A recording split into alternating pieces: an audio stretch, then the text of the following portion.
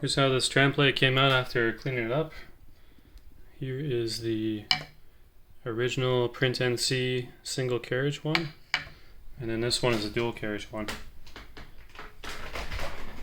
That's what it looks like. Gave it a bit of a shine.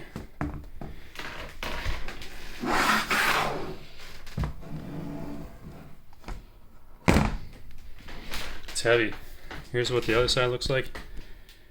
And these are 400mm rails. It's considerably heavier than the other one, but I don't think that's going to be too much of a problem.